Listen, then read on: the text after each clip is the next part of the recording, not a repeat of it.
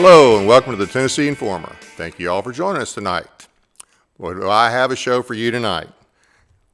We had more things pop up in the last couple of hours than we really anticipated. So we're going to cover a lot of ground, try to cover it fast, but there is some stuff brewing that you need to know about. Our guest tonight is one of the more conservative and effective legislators in Tennessee General Assembly. He's very focused on the Constitution and has sponsored legislation on a variety of topics, ranging from keeping boys out of girls' sports and bathrooms, which is a shame we have to even worry about that, to keeping China from buying our farmland in Tennessee. Gino Bulso, Representative Gino Bulso from 61st District, is our guest today. He's running for Congress in the 7th District special election. He'll be joining us in just a few minutes, but first, it's time for the Informer Report.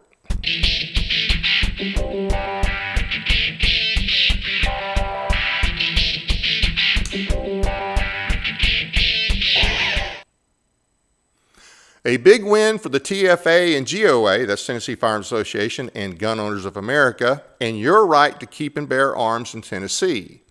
On Friday, a 3-judge panel ruled that Tennessee's laws making it a crime to carry a gun with the intent to go armed, as crazy as that sounds, how else would you carry it, as a crime is unconstitutional, as is the law making it a crime to carry a gun in the park. Do we finally have constitutional carry in Tennessee? You can read the details below, and there is a hitch to this. And this came later I found out about it maybe 2 hours ago.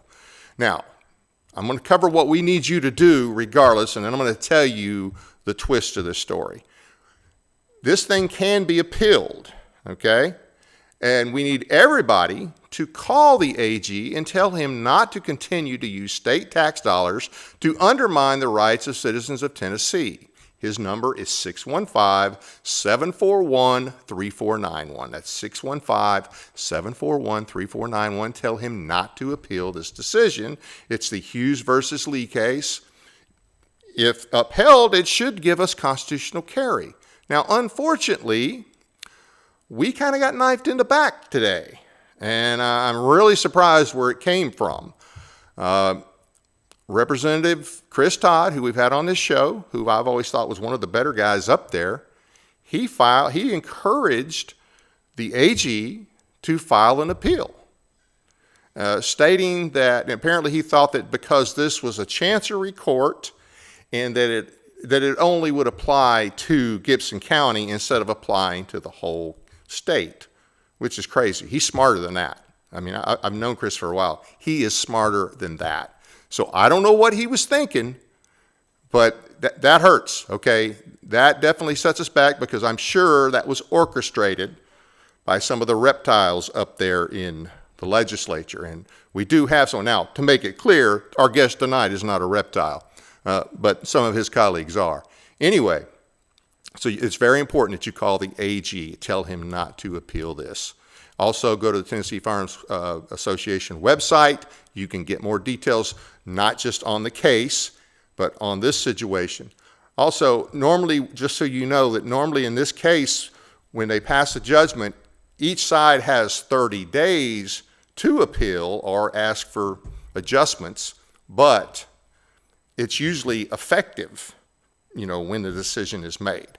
So you might want to think twice about acting like we have full constitutional carry yet. That really is going to depend on where you're at, okay? So just keep that in mind. We'll let you know how that thing turns out. Defend the Guard.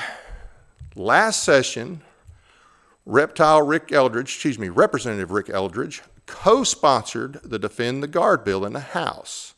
But when it came time to vote in committee, he made a motion to send it to summer study, saying more time was needed to decide whether or not Tennessee should continue to sacrifice our citizens in undeclared wars overseas. Now, you remember there's the saying in the Constitution that Congress has to declare war?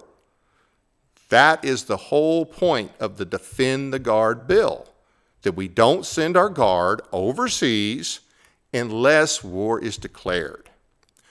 Now, when he recommended the summer session after being a co-sponsor of the bill, well, people who support the bill have wondered, okay, when are we going to get this summer session? It's already August. And they were trying to contact him, and no response initially. And that's concerning. Well, it gets worse. It gets all kinds of worse. What has happened is we found out that Representative Eldridge contacted the senior leadership of the Defend the Guard legislation and the senior leadership of the Tennessee National Guard, Now, the Tennessee National Guard, their senior leadership opposed this legislation. And basically, now, he had a meeting scheduled for this coming Thursday. Apparently, this meeting has been scheduled for quite some time. The sponsor was not informed of this meeting until very late in the game and may very well not be able to attend. But if you're supposed to have a summer session, when you do a summer session, you bring in both sides. You let both sides present their witnesses, the pros and the cons. That's the way summer sessions are done. But Rick is meeting with the senior leadership of the Tennessee Guard, and from what I can tell, nobody that supports the bill is there except the sponsor, who was invited late and may not be able to make it. And they're going to talk about all the reasons why this is a bad idea, why they don't want to pass Defend the Guard. Remember, Defend the Guard, the whole gist of it is we don't send our National Guard overseas to fight unconstitutional wars. It's unconstitutional if the Congress has not declared it. Okay, if the Congress hasn't said we're at war, we should not be sending our guys overseas. Bottom line, cut and dried. It's not hard to figure out. It's right here in the Constitution. Article 1, Section 8 says it. There's no caveats to that. Now, I want to go over real quick some of the things, and this is their strategy. Now, this will be on our website later, as will an email that we'll reference here in a second. So this is what the senior leadership of the Guard listed out. They've got category, risk, and impacts. And this is why they don't want to pass the Defend the Guard bill. So operational readiness, the category, the risk, restricts federal deployment unless Congress declares war. That's called the Constitution. That's the way it's supposed to be. Impacts, undermines rapid response capability and joint force integration. Well, I'm sorry, rapid response capability and joint force integration still have to be within the bounds of the Constitution. And if you need a bigger regular army, which those wars should be, they still all require the Congress to declare war or something, letters of marque and reprisal. Okay, if you need a bigger regular army, then you need to fight for a bigger regular army. Now, the next category, they listed legal/constitutional, which that right there is backwards. It should be constitutional/legal. And the risk misinterprets Article 1 and Article 2 powers. There's no misinterpretation. Yes, Article 2 says that the president is the commander-in-chief, but the Congress has to declare the war. Okay? That's the way it works. And then impacts, conflicts with federal law, Title 10, Title 32, invites litigation. Well, no, it doesn't conflict. Article 1, Section 8, you got to get Congress to declare war. Federal law does not trump the Constitution. Federal law has to be in accordance with the Constitution. Strategic alignment disrupts DoD force structure and planning. That's the risks they claim. Impacts weakens Tennessee's role in national defense and global deterrence. Okay, well, Tennessee is not set up for global deterrence. I mean, hey, we could keep our troops on the border. We've got bad guys to the south. We got some bad guys to the north that Canada has allowed to come in. We've never taken our border security serious until recently. So just more garbage. They want to keep the deep state going. And Trump so far seems to be very leery of putting boots on the ground overseas, and that's a good thing. It seems to me like they want to make sure that when Trump is gone, they can just resume operations as normal. And then category funding and resourcing jeopardizes federal funding tied to Title 10 missions. No, it doesn't. Absolutely does not. And then impacts risk millions in training equipment. See, as far as the training goes, you're not going to risk that training. They cannot take one of those titles and punish you because of something under the other title. They can't do that. And then reputation and trust signals unreliability to federal partners. Well, okay, our federal partners are supposed to follow the Constitution. Bottom line, cut and dried. And then impacts damages Tennessee's standing in interagency and national security circles. Once again, all that has to be in accordance with the Constitution. We've got to stop these going to war when we haven't had it declared. Now, another thing, I want to clarify this. They are conflating two different things, and they want to point to California. They want to point to the situation out in California, where you've had these issues with Newsom not supporting and causing problems. There's this whole issue between the feds and California. But the thing is, the Defend the Guard bill has nothing to do with action inside the country.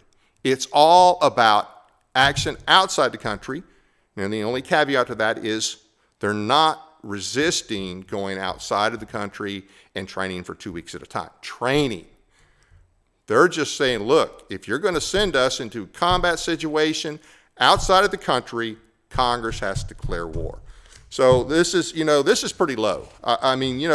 It seems like they care more about the money and being able to deploy overseas rather than worried about following the Constitution. You take an oath to the Constitution. You don't take an oath to federal funding. And you shouldn't want to obey unconstitutional orders. Bottom line, this determination to stay in this current mode that we're in and the mode we've been in which has gotten us into a lot of the problems we're in, it reminds me of the song from the 70s, War Pigs. That's what I think of when I hear these guys, oh no, we've got to be able to take part in unconstitutional wars overseas. That's just what it reminds me of, is War Pigs. So this is a serious problem. The 10th Amendment did a really good job of explaining this bill, so I encourage you to go to the 10th Amendment Center and call Representative Eldridge's office. It's 615-741-6877. That's 615-741-6877, and ask him why he's having a private meeting. Now, that's the thing. He can't have a private meeting. He's an elected official. So if he's going to meet with a guard, then he should be meeting with the other side, because he said this is not a summer study. Matter of fact, we come to know this because there was a member of the guard that got this notification, and he contacted Representative Eldridge about this, and he said, "Well, no, this is just a meeting with the guard." Well, okay, why are we having a meeting with the guard? Why are we meeting to figure out how to murder a bill that he sponsored, that he co-sponsored? So, hey, this is a problem. So his phone needs to ring off the hook, and people need to raise hell about this. This is garbage. This is flat out garbage. Now, one more thing about that. So our General Assembly seems to want to do everything they can to prevent us from our right to keep and bear arms, but they no hesitation in wanting to send Tennessee National Guard overseas to crap hole countries, primarily in the Middle East, for people that don't even appreciate it, don't deserve it, and we get what out of it? I mean, I'm sure the defense contractors do pretty well, but this kind of garbage has to stop. Now, another thing I found funny, we tried to get a nullification process bill passed for the last couple of years in Tennessee. We wanted that nullification process bill as a way for our state to nullify unconstitutional federal actions. These guys, the General Assembly, in this issue with the funding, with the Defund the Guard, where they're trying to kill the bill, they're trying to nullify the Constitution. That's what they're trying to do. They want to ignore the part about Congress having to declare war.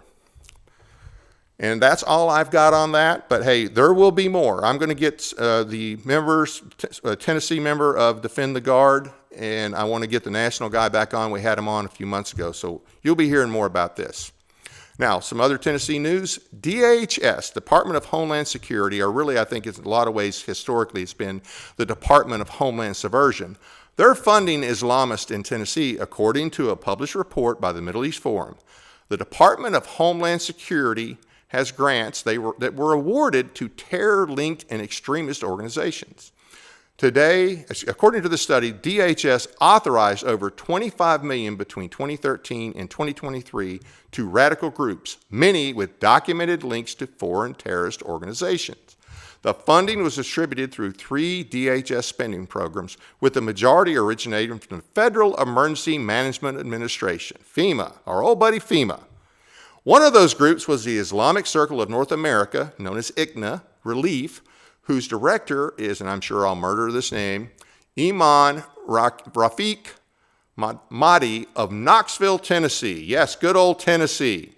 According to the report, the Islamic Circle of North America Relief received the largest appropriations, totaling $10,346,248 in disaster relief funding, despite its ties to Jamaat al-Islami, a South Asian Islamist movement involved in a 1971 genocide against secular intellectuals in Bangladesh that killed up to 3 million people.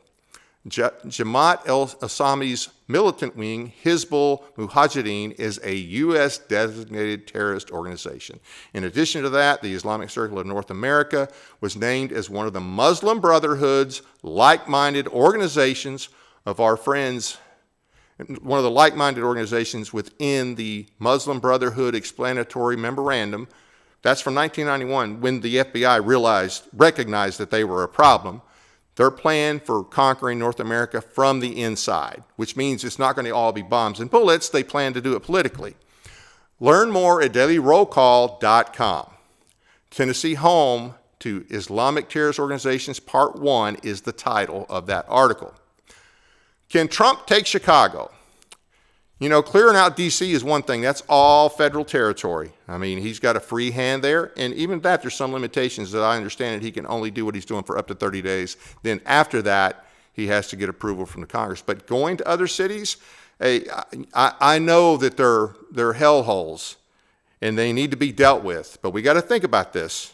Do we want the next president, who may not be Trump, who won't be Trump, okay, may not even be Trump-esque in the slightest way, might be a Democrat. Do we want troops used in our cities to enforce laws? Now, he can go there and enforce federal law. He can go in there and use them for rounding up illegal immigrations. He can protect federal property, certain other federal things, but it's not the same as D.C. So we're going to be watching that, and we'll talk more about that later. And he did say Chicago is his next target.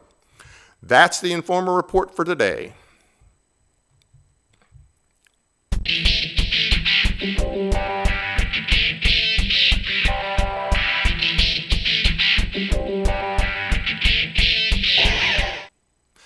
And now to our guest, Representative Gino Bulso from District 61, who is one of the more conservative and effective legislators in the Tennessee General Assembly. He's been serving since 2022. Gino, welcome to the program. Thank you, David. It's my pleasure to be here with you. Well, how's it going on the trail? It's going very well on the trail, and we're meeting a lot of great members of the 7th Congressional District in all 14 counties, from Stewart County and Robertson County and Montgomery County on our north border down to Wayne County on the Alabama border. And we couldn't be more pleased with the response we've been getting to supporters all over the district. Okay. Well, hey, I know you're an attorney, but and we want to talk about one of the cases that you're currently involved with in a minute. But tell us a little bit about yourself. Sure. As you mentioned a moment ago, Dave, I am an elected representative currently in the Tennessee General Assembly. I represent District 61 here in Williamson County. I'm also a husband. Kathy and I are in our 40th year of marriage now. We've been blessed with 5 children who are now all adults, and we've actually been blessed with 8 grandchildren up to this point, all of whom are ages 8 and under. So it's kind of quite a lively time around our house on the weekends. And as you've also mentioned, I am an attorney. I've been trying primarily constitutional cases and business litigation cases for the last 39 years in Tennessee, state and federal courts and across the country. I've tried more than 150 cases in the time that I've spent as an attorney here in Middle Tennessee. And that's a little bit about me. Wow. 150 cases, that's a lot. Yeah, it's one of the things I enjoy doing. I mean, I was always someone growing up who liked to debate, who was really somewhat captivated by trial work. And for as long as I can remember, I wanted to be a lawyer in court, being able to present evidence and to present arguments to juries. And it's been a great ride so far. Well, good. So let's talk about some of the legislation that you've sponsored and gotten passed. The Sure. first one we have is the Baby Olivia Act. That was House Bill 2435. And tell us about that bill a little bit. That was Yes, 2024. Dave, this is probably the bill that I am the most proud of, and I think that's going to have the most impact on future generations.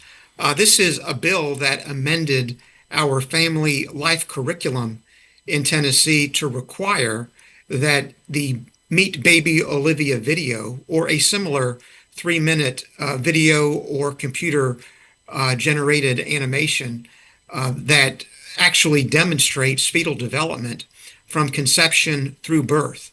And it's really a beautifully produced video that will show our middle schoolers and our high schoolers that in fact life does begin at conception, and that from the moment of conception on you are dealing with a human being. And having this particular video as part of our family life curriculum, I think, is going to begin to change hearts and minds, because even though we change the law as much as we can, we all know that abortion is still a reality here in Tennessee, unfortunately, and across the country. Yeah. I think the numbers are actually up since the Dobbs decision, if I heard right. I think you are correct from all measures that I've seen. And in Tennessee, it's primarily being done with these abortion pills being sent illegally into the state. And the Center for Family Planning has released data that shows that in Tennessee, we have 400 abortions on average each month. Wow. From abortion pills being sent into our state by physicians. And that's not even counting the number of abortions that occur from other abortion pill suppliers sending abortion pills into the state.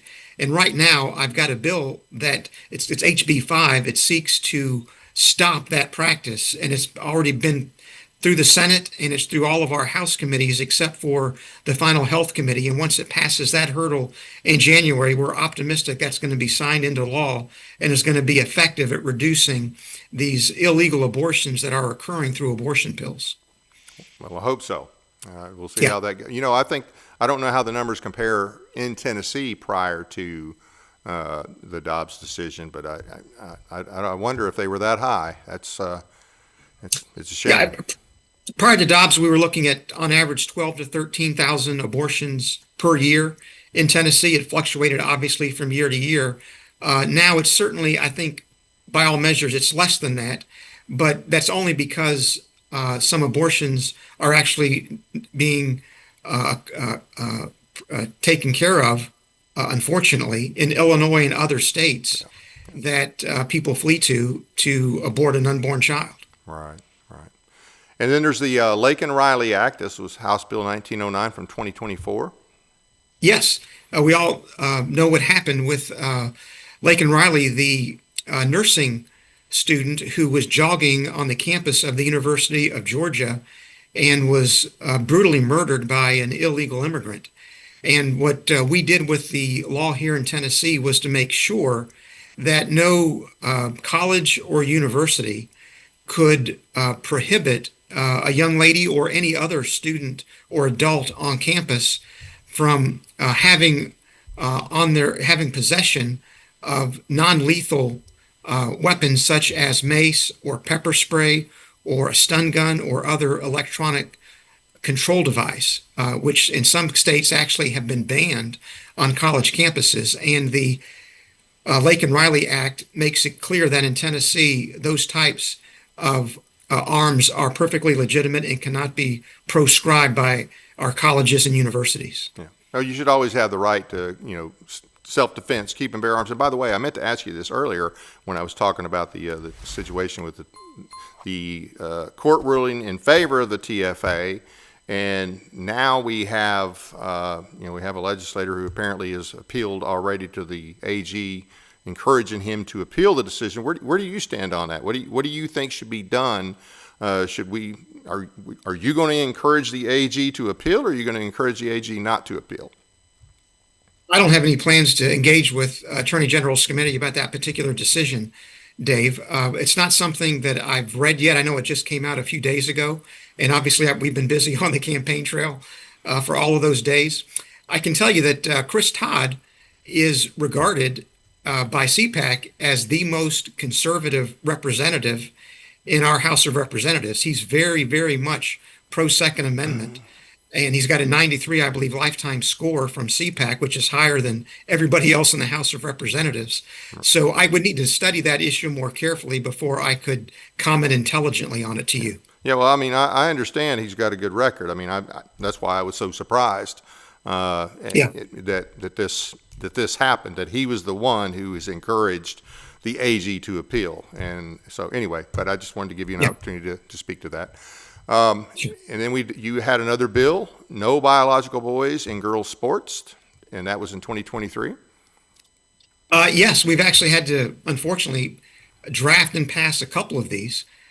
This was HB 306, and when I got to the legislature, the General Assembly had already prohibited biological boys from participating in girls' athletics in public schools, but that left the entire scope of our private schools unaffected. And what this bill did was it made sure that any school, public or private, that participates in an athletic activity that is sanctioned by TSSAA has to make sure that biological boys are not allowed to participate in girls' athletics or go into girls' locker rooms or anything of that nature. Right. So that was something that obviously we were very proud of. Absolutely, yeah. So private spaces, showers, changing rooms, all segregated. It's just ridiculous that we have to pass a law to do that. I mean, it's ridiculous. It is.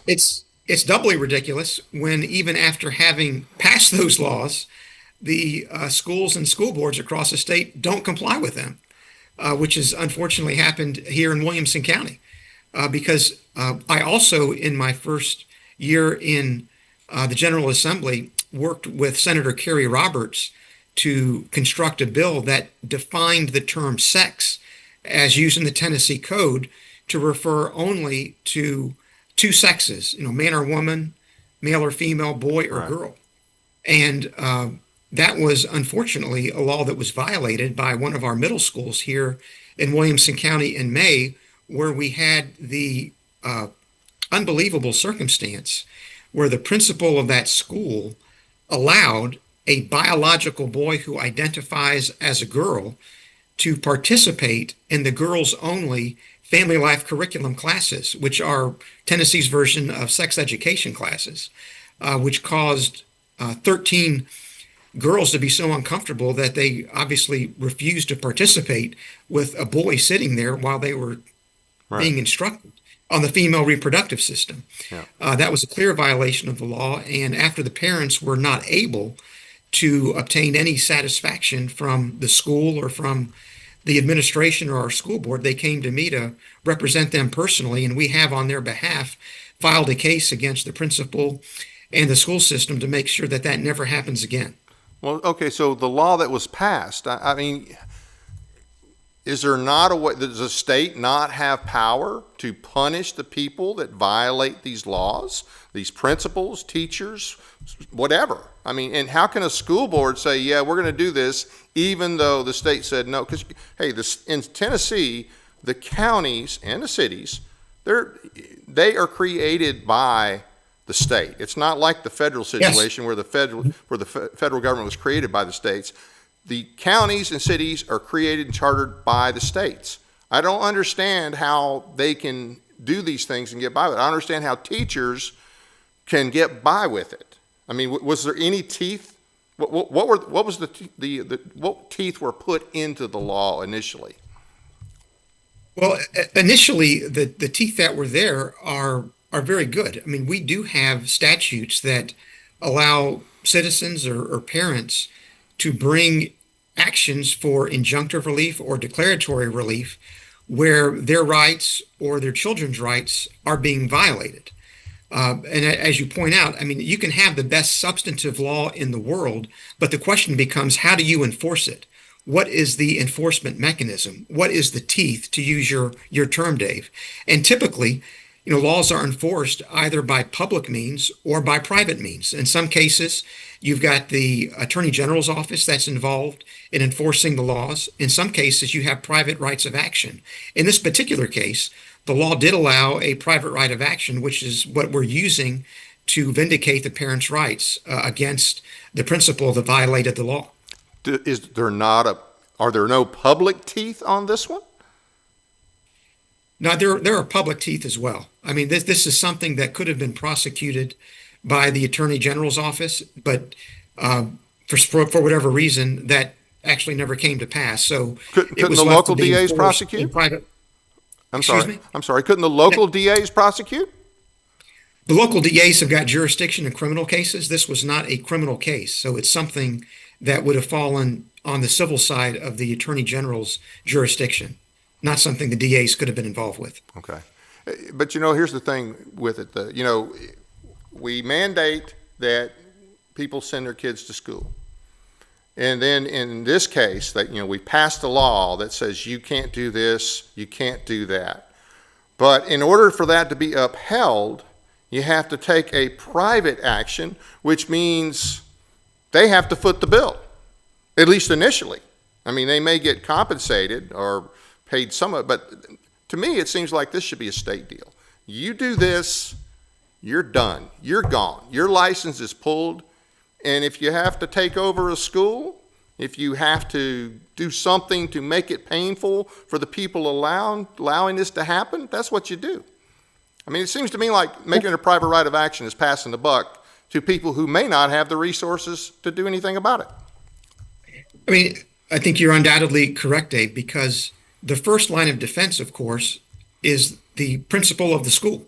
I mean, that is the person who's the chief executive of the school who is charged with responsibility for following the law. Next, you have the superintendent who supervises the principal. Right. Above the superintendent, you've got the school board. Right. And in this particular case, the parents were failed by all three: the principal at the school superintendent, and the school board. Even though that the parents engaged with educators and administrators at all three of those levels, they were not able to obtain satisfaction. And so ultimately, we had to assist them through the private right of action that's available to them. Yeah. Okay. It should never have had to come to that, but obviously it did. Okay. Yeah, I think a state can do better. I mean, I'm glad they have a private right of action, but to me, that's the wrong answer. That they have to go that route and hope for the best and hope they have the money to do it. Let's get to something that I think all of us are definitely on the same sheet about: banning China from buying farmland. Let's talk about that one. Yeah, that was a bill that was actually sponsored by my good friend Jay Reedy, representative, who has, I'm happy to say, endorsed me in this particular race, and I was a co-sponsor of it. But we had this unfortunate reality going on, not just in Tennessee, but across the country, where representative companies that were controlled by the communist Chinese were buying up farmland, not just in Tennessee, but in other states where it was available. And we went ahead and passed a bill that, one, prohibits any entity that's affiliated with the CCP from buying farmland, and also requiring divestiture, so that to the extent that communist China has gained a foothold in buying farmland here in Tennessee, that now has to be divested. And if it's not, then obviously that's something that we can deal with through the Attorney General's office. Right. Is China the only country? I mean, I personally don't think any foreign country should be allowed to buy property here. But is China the only country that this applies to? It is not. I mean, the bill has a broad definition for hostile countries that obviously include China, but it would include any country, among other things, that's on the terrorist watch list, or anyone that has engaged in any type of aggression against the United States. but in general, it seeks to make sure that none of our farmland here in Tennessee can be owned by any foreign hostile power. Okay. Okay. Well, that's good. And I think we probably need to do even more on that regard. We've got just way too many people in this country who have, own property in America and have control of resources that they shouldn't have. Was there anything else you wanted to say? I know we kind of went out of order. Is there anything else you wanted to say about that lawsuit that we talked about? I'd say nothing in particular, Dave, except that it's necessary because we need to set a precedent, not just in Williamson County, but we need to make sure that administrators in all 147 school districts that we have across the state follow this law, because we are committed to protecting our girls and young ladies in every way, on the athletic field, in restrooms, in locker rooms, in any private spaces. And this, transgender woke ideology that has grown up has simply got to be crushed. Right. And we are going to be taking every opportunity to make sure that we have the right laws on the books and that those laws are properly enforced either by public means or by private means. Right. Now, on the private case, if you win the case, your side wins the case, is it a judgment against the district or is it a judgment against the individual? Both. Both? Okay. In our particular case, we have defendants on both. And as your viewer just saw, you put up HB 64, which was another bill that we were able to pass earlier this year that once again just has an underlying set of facts that's horrific. We actually, Dave, had a constituent who has a daughter who was a junior in high school who went to a local university for a summer program. That it was an overnight, month-long program. And what they didn't realize was that the university allowed biological boys who identified as girls to take up residence in the girls' dormitory and use the girls' restrooms and locker rooms. And so we had to bring this bill, HB 64, which now prohibits any college or university, public or private, that has minors involved in an overnight educational facility, segregating residences and restrooms and locker rooms by sex. Because, it's unbelievable that we have to pass all these different laws to address all these different circumstances, but it's everywhere. And this woke ideology that has grown up is something that we have to deal with because, unfortunately, in Tennessee and obviously across the country, we really got rolled on the whole concept of traditional marriage. We had passed an amendment here in Tennessee to our Constitution that specifically defined marriage as between one man and one woman. And then in 2015, we get a woke 5-4 opinion out of the U.S. Supreme Court in the Obergefell versus Hodges case that presumes just to go ahead and strike down constitutional provisions all across the country, saying that all states have to recognize this thing that's called same-sex marriage. And that is a battle that we still need to fight. And just to show how serious we are about transgenderism, we don't have to look any farther than what happened with same-sex marriage, because it basically happened overnight by a woke Supreme Court imposing its own personal view of the Constitution on all of us, which should never have happened, but it did yet again. Yeah, well, I'm going to tell you right now, I'm a proponent of nullification in those type situations. That's not, and nor has it ever been, an issue for the federal government to decide. I blame our legislature and our governor. Our governor made it, and it was a different governor. It was the other worthless bill that we had as governor. Within an hour and a half, he folded, and the legislature went along with it. We should have said not no, but hell no. And I just feel that way. There's some things you have to draw a line on. And I think we made a mistake. And you know what? Like you said, it was overnight. Everything went to hell overnight after we surrendered on that. And it's going to haunt us until we fix it. And it will haunt us, Dave, because the whole foundation of our country and of our civilization is the family. Absolutely. It's the mother, the father, and the child. And when you have the U.S. Supreme Court saying that that's not really the basis of our society anymore, that having a mother and a father who can actually raise a family that can benefit society is not what marriage is all about. Yep. You've just basically destroyed the very foundation of our country. Yeah. It's a fight that we have to continue to take on. And I think it was in this case that a not so conservative Supreme Court justice said states are sovereign entities. Sometimes they have to act like it. I know Justice Roberts said that. Like I say, he's not a superstar by any means. I think it was in relation to that case. But it's true regardless. Yep. So Yeah, Chief Justice Roberts was in the minority in that case, for sure. yeah. We do have your CPAC score. If you want, we can pull that up. And then we also have your Tennessee report score. So that's your CPAC, 81. Anything you want to, 84 lifetime? No, I mean, I think you'll find most of the legislators in Tennessee have lifetime CPAC scores in the 80s. As I mentioned earlier, there are, I think, just a few that are in the 90s. Maybe we have 5 that have lifetime CPAC scores in the 90s, and those are folks that have been there for a while that have a longer track record for the most part. But that's 84 is just, on par with most of where we are with our senators and representatives under the CPAC scores. Yeah. And this is Tennessee report card. Of course, Tennessee report card is Tennessee stands, but you 82 and A+ on leadership.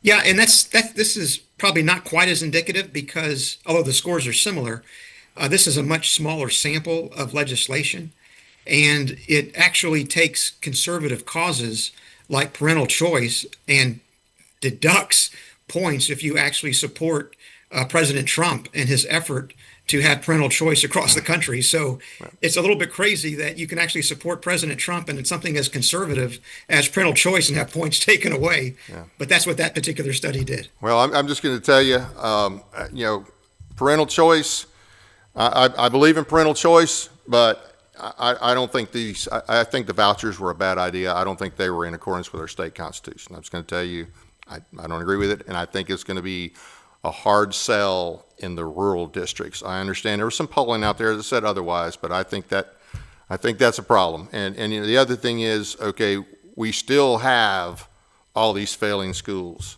It just seems to me like we're throwing more money at a problem and not addressing the issue. That's my opinion. Were there any other? I know there was a couple of others that we wanted to ask you about. Let me, if I could, Dave, let me just offer a slightly different perspective on that. Okay. Because the only provision in our state constitution that addresses education is Article 11, Section 12. Right. And there certainly is nothing in the Education Freedom Scholarship Act that violates Article 11, Section 12 of our state constitution, which simply requires the General Assembly to support and maintain a system of free public schools. Right. And our entire funding system in education is a voucher system. It's called the TISA formula. The Tennessee, you know what I'm talking about. Tennessee Improvement Scholarship Act. Right. And and so parents, if you've got a child, you have a certain amount of money that is allocated to that child. The state portion now is about $7,300. Right. And with those funds, the parents can enroll the child in a local public school, or the parents can enroll the child in a charter school, or the parents can enroll the child in another public school in the same county with those funds, or even enroll a child in a neighboring county. And what the Education Freedom Act did was simply add one more choice to that menu of options. It now allows parents to take the $7,300 and enroll the child in a private school, right. Which is what parental choice is all about. So yeah. I don't know that the term voucher is accurate because our entire funding system is a voucher system, and all that the Education Freedom Act did was give parents more choice. Yeah. Well, I mean, we're going to agree to disagree on this one. I'm not going to argue about it, but I will say that from my perspective on it, they could already go to other public schools, right? I mean, this legislation is not what enabled them to already go to other public schools, right? They could already go to other public schools if they wanted to. And sure. This legislation just did two things. I mean, one, it gave parents an option to send kids to private schools Right. because the Education Freedom Act only applies to private schools. Yeah. But it also did something that benefits rural counties, which gets unfortunately very little attention. But it actually provides that the enrollment of any public school system is never going to decline. So whatever funding a school is getting on the passage of the act is going to be there for the following year, even if students leave. And there's been occasions in rural school districts where enrollment has gone down. And so the money that has gone to those school districts has gone down. That is now no longer the case. Even if, say, just to pick a rural county, Stewart say, County, we don't have any Stewart private County, schools. if well, you don't have any private schools, Not but in you've got Stewart public County. schools. We got public schools. You may not have any We private don't have a schools lot in- of choices, period. I mean, it's a very small county. And we don't have any private schools that I'm aware of. We do have some homeschoolers, but we don't have any private schools that I'm aware of. Right. But if in Stewart County you had 15,000 students enrolled in the public schools, and that dropped to 14,000 next year, for example, Right, the funding to the school system would not decrease. right. It would stay at 15,000. And if next year it goes up to 16,000, then that becomes the base for the TISA funds that would flow to Stewart County. So Right. there's a benefit there that has nothing to do with the private schools. And the whole concept behind the Education Freedom Act, Dave, is that more private schools will be created. Parents will be incentivized because they now have the funds to go ahead and form more private schools. Yeah. Anyway, I hear you, and like I say, we'll agree to disagree. It sounds to me like we're paying more money for overall the same product. But anyway, let's get to the 7th district race. Okay. So why are you running for Congress? You know, I'm running principally, I'd say, Dave, to give the government to the people that the founders intended. You know, we have a federal government right now that taxes too much, that spends too much, Yep. and that is exercising powers well beyond not just what the founders intended, but what the Constitution actually allows. And as a consequence of what's happened, we're now looking at a $37.2 trillion national debt. And we're looking at a country where it's been normalized Yep. for the federal government by itself to take 30% or 35% or 40% of a family's wages, Yep. which to me is just ridiculous. And we need to get the government back within the bounds of its constitutional authority. We need to reduce taxing. We need to reduce spending. And what I'm doing is running for Congress so that we can actually lead the charge to get the limited government that our founders intended and which President Trump, I'm proud to say, is working on, and starting with the Department of Education. So that's principally why I'm running, Dave. Okay, so we can basically expect you to be the exception to the rule, because most of the guys up there have absolutely, if they have a clue about the Constitution, they don't care about it. But you're going to be the exception, and I believe it, and Yeah. I look forward to it. So, Yeah. and you've actually answered some of the questions I was going to ask you, because I did, I'm looking over and I'm like, okay, you just told me that, so I don't need to ask you. So do you have some examples in mind of powers that should be returned to the states other than education? Everybody says education. We know that needs to be returned to the states. We know the Department of Education needs to be dissolved. But give us some other areas, some other things that you are going to work towards eliminating. Sure. Does Kevin have the chart that was up just a second ago? Yeah, Federal programs. the Twister Trillions. Yeah, the Twister Trillions. Dave, this is what we need to attack. This looks like spaghetti to a lot of folks, but this is actually a visual depiction of all of our federal programs that provide some form of social welfare. And obviously, it's something that you will need a magnifying glass to read. But Yep. what you can see clearly is that we're spending over $1 trillion per year on social welfare programs that, frankly, that much of which money is being wasted in the vast bureaucracy that you see before you on this chart. And if you could actually pick it out, there are 13 separate federal cabinet level departments that are involved in dispensing the federal government's largesse. And so you are right. that the Department of Education is just one place to start, but I believe the Department of Education on its own probably has an annual budget of only about, I shouldn't say only, but of $80 billion. Right. But A mere 80 billion. We need to get into the trillions in cuts before we can actually get to a balanced budget, which is my whole goal in getting up there. Good. Would you support eliminating the ATF or at least taking the F out of the ATF?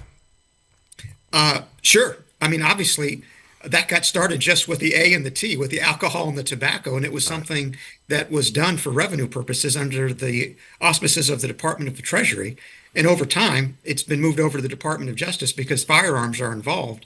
But I think that is certainly one federal agency that is no longer necessary. And to the extent that there are roles that need to be performed there, just as with the Department of Education, those can be transferred to other existing federal departments so that we can shrink the size of the federal government, because it is way past time to do this. Absolutely. Absolutely. Any other thoughts on agencies that you would like to get rid of or programs? Most of what I would be focused on is on that chart. Okay. And as I mentioned, that covers 13 different cabinet level departments okay. and $1 trillion in social spending. Yeah, if you can get a half of that, then you've done great. Yeah. Okay, I got you. All right, so the 7th District includes a lot of soldiers and retirees from Fort Campbell.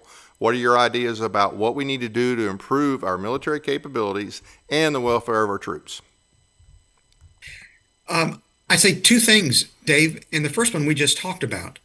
We need to make sure that our federal government has the resources necessary to defend the country and to pay active duty soldiers and to take care of veterans and their widows and orphans.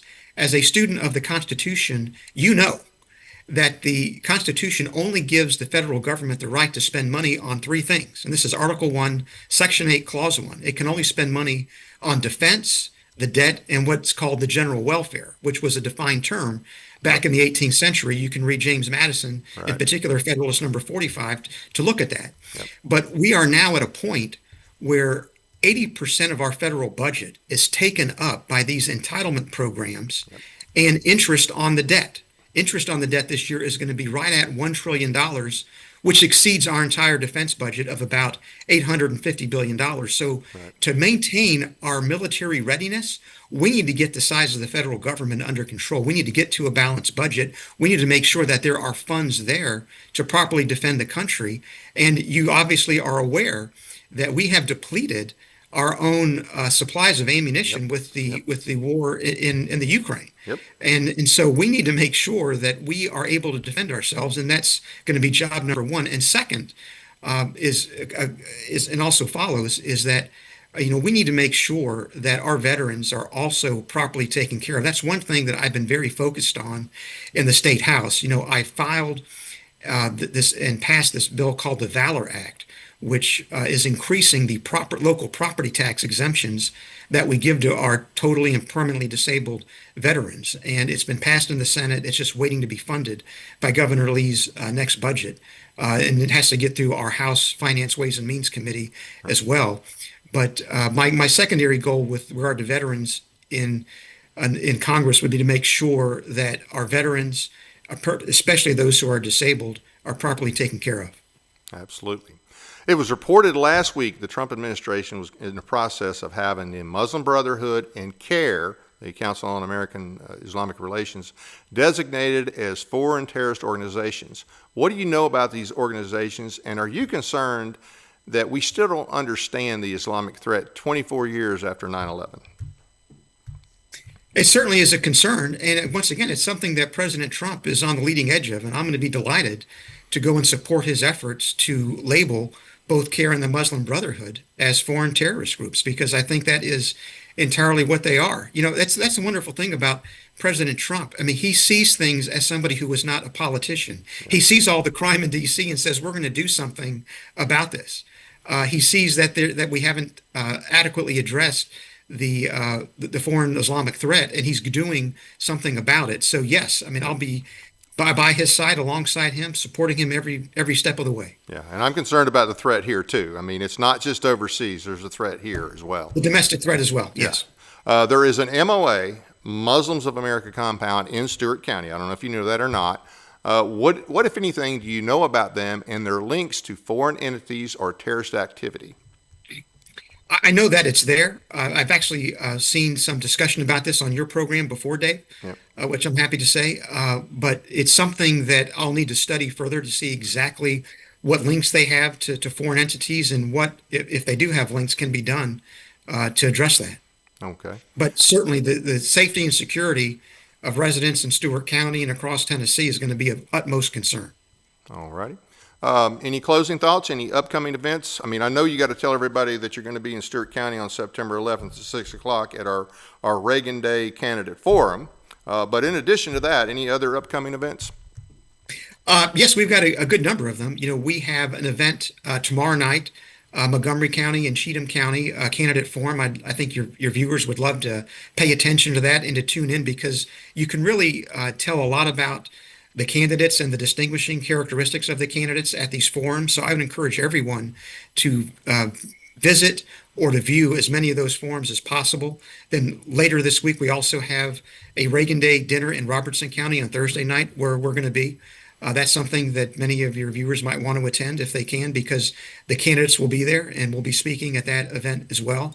And then we've got the Cheatham County Reagan Day, I believe, on September the 6th, Okay. which will be another opportunity for your viewers to interact with candidates and hear and distinguish between them.